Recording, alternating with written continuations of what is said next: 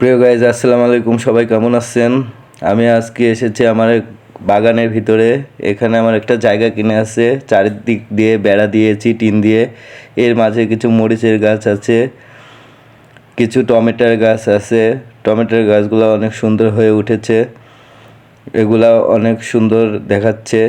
সামনে শাক বোনা আছে, অনেক সুন্দরভাবে বের হয়েছে। শাকগুলা দেখতে অনেক সুন্দর লাগছে, এখনও বড় হয়নি, তবে দেখতে খুবই সুন্দর লাগছে, খুব সুন্দরভাবে বের হয়েছে। সামনে একটি সিমের মাচা আছে, সিমের মাচাতে অনেকগুলা ফুল এসেছে, এখনও সিম ধরে নাই, অল্প কয়েকদিনের মধ্যে ধরবে ইনশাল্লাহ।